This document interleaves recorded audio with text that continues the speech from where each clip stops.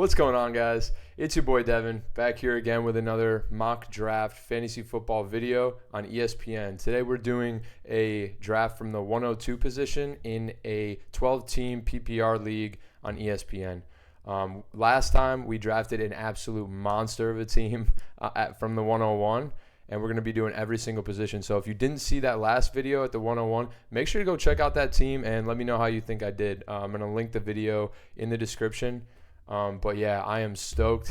Let's get after this at the 102 and see what we can do.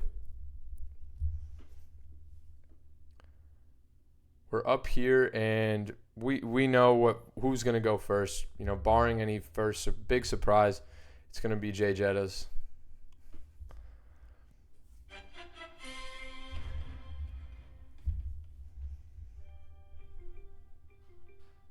All right, we're on the board. Jay Jettas goes off one. I know some people might be leaning running back, but I'm kind of off the running back train in the first round. I'm not going to lie. If I'm up top, I'm taking a young receiver in Jamar Chase. Jamar Chase, he's on a Bengals team that loves to throw the ball, and they're one of the best offenses in the league. Joe Burrow, young quarterback.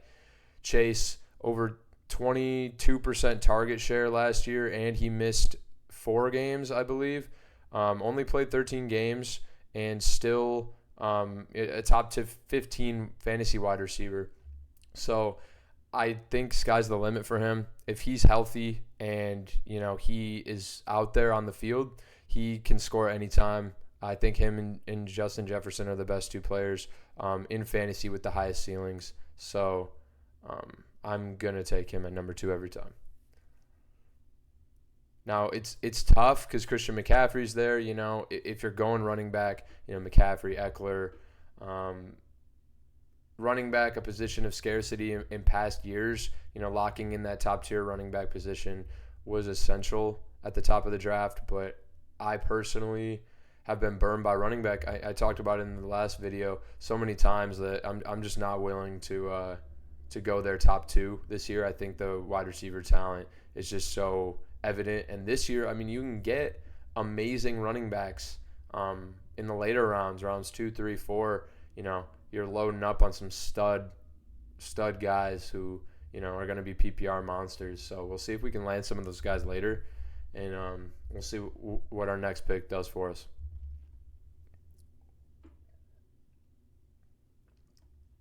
So after us, McCaffrey goes 3rd. Then Eckler, Cooper Kupp, Tyreek Hill, Bijan, Kelsey, Saquon, Devontae Adams, Henry. So I think it's interesting. We see Kelsey go off the board at number 8 here. In our last draft at the 101, Kelsey went 4. So he might be one of the biggest range guys in the first round. I mean, I see him sometimes going at the top, you know, in the top 4, top 5, and sometimes he falls to the back end of the first. So I think it's pretty interesting, and I'll be interested to see where he goes after preseason's over once we get closer. Because essentially you're taking him in the top 5. You're saying, you know, he's going to be the guy. He's going to be healthy, but he is 33 now, so you do worry about his health a bit, but he's a stud, so I don't think you can go wrong there. Okay. Let's see. No big surprises. Diggs, Pollard, Lamb, St. Brown, Wilson, Chubb, Brown, A.J. Brown, Josh Jacobs. So last draft in the 101, we saw Devontae Smith go ahead of A.J. Brown. So big Devontae Smith guy, but you see here he's still on the board. And we're going people really out on Jonathan Taylor. He's still available.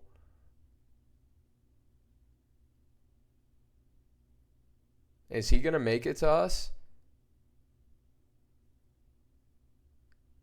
This would be crazy.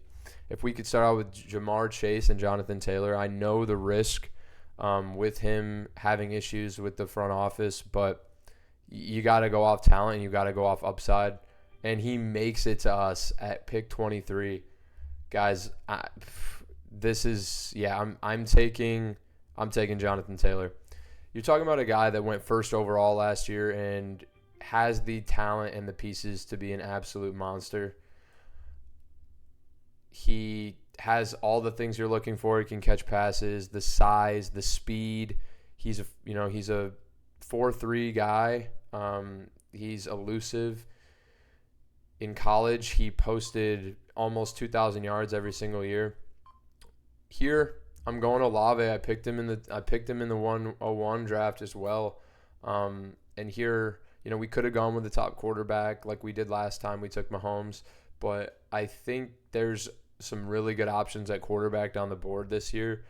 So as much as I do love locking in that top guy, I think there's a severe drop-off at wide receiver after Olave, and he was kind of my last tiered guy in that kind of B-tier wide receiver, and we want to lock those guys in because like we see, we've got 2 wide receivers and then a flex to start, and you want wide receivers in PPR. You want those guys in your flex. So we're looking pretty good. As long as Jonathan Taylor plays, this team is going to be insane. I mean, we've got Jonathan Taylor, Jamar Chase, Chris Olave, and we have stacked bye weeks for running back and wide receiver, which I like. We're a lot of people like to stagger their bye weeks, but if you think about it, I mean, if you could line up all your bye weeks at one time, you sacrifice essentially 1 or 2 games to have all your guys healthy throughout the year. I think that's much nicer in my experience than, and people overemphasize the importance of bye weeks when considering drafting somebody. Don't worry about it. It's not going to make a difference in the long run. Just take your studs and move on. Okay. So after Olave, Mahomes, Breece Hall, Stevenson, Josh Allen, no big surprises. We'll see if tight ends fly off the board again. Last draft, people really are panicking about getting stud tight ends this year. I think people see the differential when it gets get down there, but in getting a stud, winning teams generally are not formed from drafting a tight end in the 10th round or something. But there's a give and take there because, you're taking a guy that potentially could boom, but a lot of these guys besides Kelsey have trouble staying healthy. So in my opinion, if you're not taking Kelsey or Andrews, and you've got an opportunity to draft a positional stud at running back, or wide receiver, you take them. But we'll see what happens. So Burrow's still here. He'll be someone we consider to stack with Jamar Chase. I'm big on the stacks. I'm not worried about his injury. He's going to be fine. He got a calf strain early in camp. We'll see him back. He's due for, he's guaranteed 4,000-yard passer. He's going to throw a bunch of touchdowns. They're going to be in high-scoring games. He makes it around us, and honestly, we're going to go with the stack, and we might be better off taking Dameon Pierce here, but with the addition of Devin Singletary, I really kind of want to take my stack there. So now, Rachaad White's not a bad option if he makes it to us. Nah, he's not.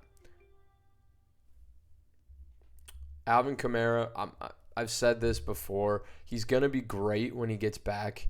He'll be a potential RB1, that we can take here. Down the board, guys we're looking at, Cam Akers, Javonte Williams kind of guys.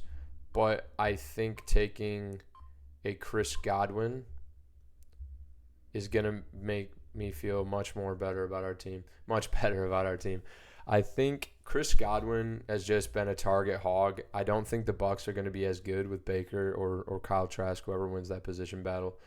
But I do still think he'll command targets. I do think they'll be playing from behind a lot, which will in turn, give him the targets that he needs. He's still young. He's a good athlete. He's gonna catch passes. And in our flex, I feel pretty confident about him there, wide receiver 3. Now, we're gonna need to be looking to address running back soon.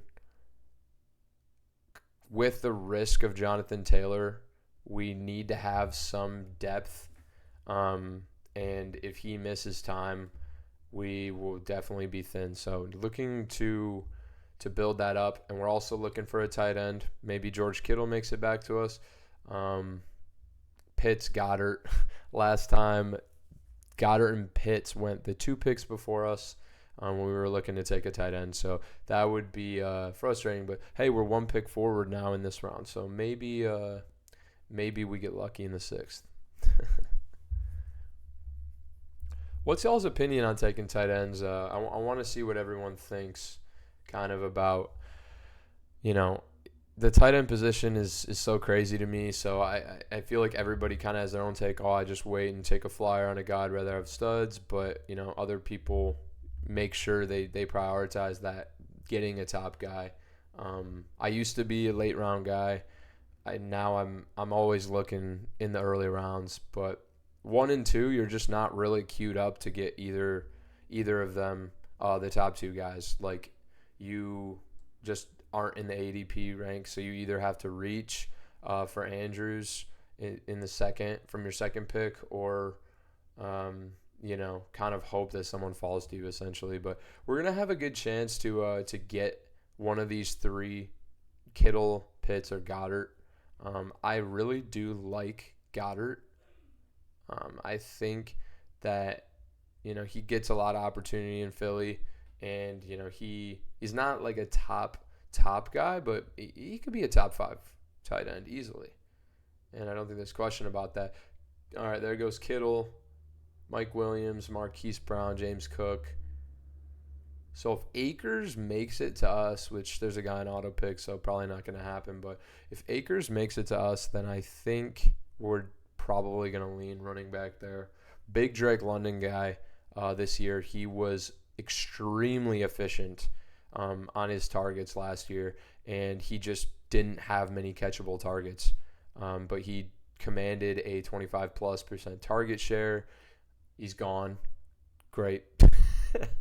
But he's a guy that I'm really targeting in the later rounds to get in the 6th, even in the 7th if he falls. And, monster rookie year, kind of went a little bit slept on, so I don't think everybody's kind of aware of how good he actually was. Oh, Cam Akers falls to us. Yeah, I'm locking in Akers here.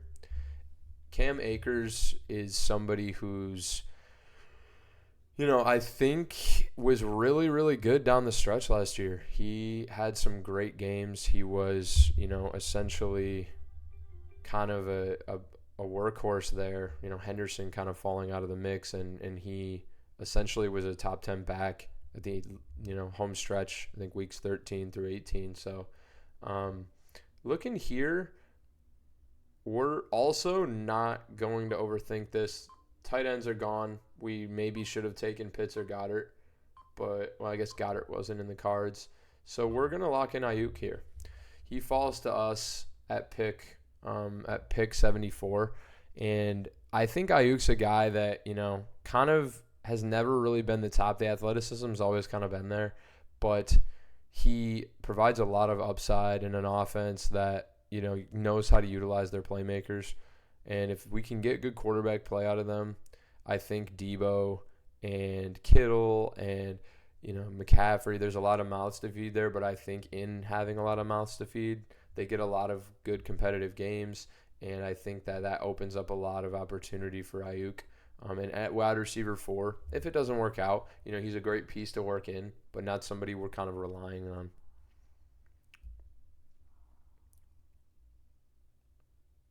Now, last draft, we took Njoku. It's kind of crazy. It's crazy how different this team is, yet we only drafted 1 spot off. Like, 1 spot and a different draft. This goes to show you guys, you need to be mock drafting. You need to be mock drafting. You need to be practicing for your leagues, because if you're not, you will have no idea what you're going to do when you get in a situation. Who am I going to pick when I'm choosing between 2 guys? Someone's not always going to fall to you. And if you mock draft once or twice or 3 times or even 10 times only, and you're expecting someone to fall to you, like, oh, I got this killer draft and so-and-so fell to me, that's not going to happen every time. So you really want to be practicing this and finding out consistently who are my guys? If I don't get those guys, who are my next guys? And who do I really like? You know, find your guys, shoot for them, but you need to have a backup plan. You need to be able to think on your feet, think on the fly. That's what mock drafting is for.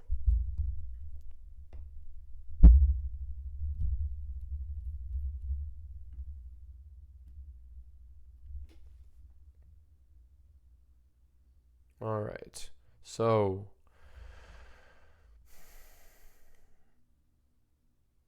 we're looking at pick 95. We're going to see if we can get anybody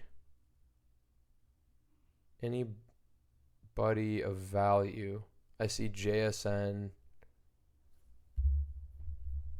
JSN's still up there. And we took him last draft. I'm a big believer in JSN, but we need a tight end. I mean, we're looking down the board. Njoku, Komet, Schultz, Higbee, Dulcich. I think I'm a big Dulcich guy. I think he's really talented, but I do think Njoku's just kind of in a world of his own, a realm of his own. We're gonna take Njoku, and then if this guy falls to me, yep, okay. And we're gonna take Brian Robinson. I think a lot of people sleep on Brian Robinson. He has all the tools to be a workhorse. He's an underrated pass catcher. I think Antonio Gibson has shown with his fumble troubles and lack of efficiency that he just is kind of just a rotational guy. So I think Antonio Gibson will be in there, but Brian Robinson is going to be the goal line back like he was last year. He's going to get a lot of carries. And at running back 3, he provides us pretty much risk-free upside. You know, we have our 2 guys, and through 9 rounds, our team is looking pretty good. We got Joe Burrow at quarterback, Jonathan Taylor and Cam Akers at running back, Jamar Chase, Chris Olave at wide receiver, David Njoku at tight end, Chris Godwin in the flex, and then Brandon Ayuk and Brian Robinson on the bench. I'm really liking this team. I'm really, really liking this team. At wide receiver, we're pretty stacked. I think we can definitely rival mostly any team in that realm. I think Olave and Chase both have the pieces to be top. I mean, Chase, take him at 2, you're expecting him to be a top 3 wide receiver. But Chris Olave, you are, take him in the 3rd round, and, you're expecting good. But I think he has the tools to be a top 10 guy, a top 5 guy, I think, honestly. I mean, you bring in Derek Carr to that Saints offense. He's an excellent deep ball thrower. We saw him being in the top of the league for deep ball throws to Devontae Adams last year in the Raiders. So you bring in a speed guy like Olave and just very skilled at tracking the ball down the field. I think he's going to try and do a lot of the same if those two can get the chemistry going. David Njoku, big guy, big target in the end zone. I do like him, and he's so athletic. Like he's an athletic freak for sure. So I like him late. He's never really been like a top guy, but he could go off and get you 20 sometime, but mostly going to be a 10 kind of guy. But with our other pieces, that's kind of all we need. So Godwin at the flex, and then potential to work in Ayuk or Robinson in matchup weeks. I think this team's looking really good, really even, well spread out. We didn't really go with any kind of just a balanced build in this one, versus our last draft was a little bit more of a 0 RB. So we've got Elijah Moore here. We're not going to overthink this. I think Elijah Moore is the best player on the board by a mile. I think he's going to have a career resurgence. We drafted him in the last one. He's going to have a career resurgence with the Browns. I'm hoping. He's so good his rookie year, and then just the quarterback play was just terrible, and Garrett Wilson was hogging all the targets last year. So I think if Deshaun can put it together, Elijah Moore will be a good player. Okay. Here we're looking at – let's take Michael Gallup here. So Michael Gallup, I think, is a player that, he, when healthy, has been really effective. He just can't stay healthy. But they signed him to a contract extension last year, so they want to get him involved, and having CeeDee Lamb there, and Amari Cooper hasn't been there for a while. They're gonna be slinging the rock. Cowboys are gonna be in competitive games, so I like taking a flyer on Gallup. And do I think he's gonna be a top 10 guy? No, but he's somebody that I'd rather have than the other guys around. I'd rather have Michael Gallup than a Tyler Higbee in the second tight end, or Raheem Mostert, who I don't think is going to be the guy in Miami whatsoever. He was potentially going to be released. So he's a 30-plus-year-old running back. I'll take Gallup, who's still relatively young, I believe. How old is Michael Gallup?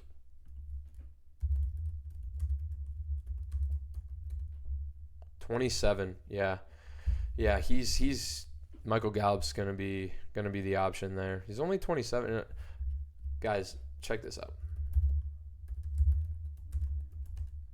Elijah Moore is still 23 years old. Elijah Moore is 23, and he's going on his third year in the league, which is crazy. His rookie year, he was so good, and then I think people forget about him. You're taking a 23-year-old wide receiver with his entire career ahead of him, so getting him, this team's looking really deep at wide receiver. We definitely need some running backs. I kind of wish we would have gone with another running back, because now we're kind of looking Gus Edwards, Elijah Mitchell, Damian Harris later.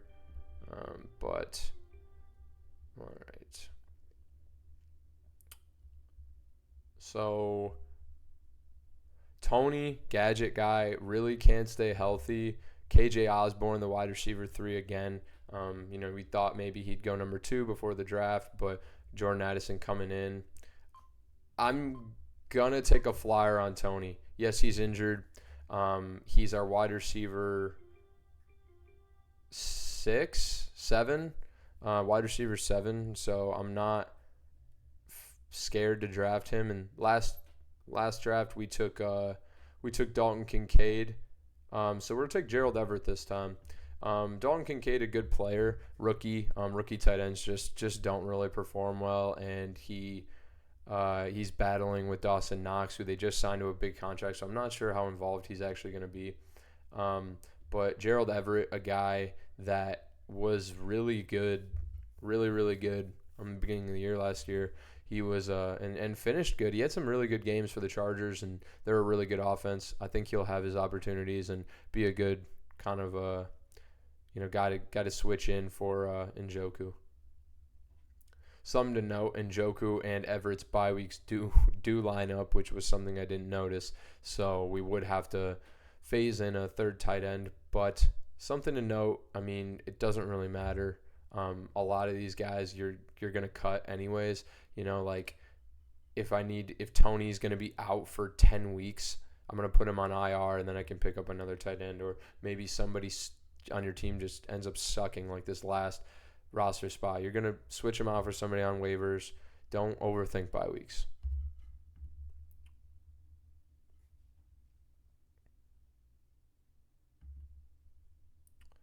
So my last guy, I'm definitely looking to get a running back. I'm not going to grab a second quarterback. I'm just going to stream somebody.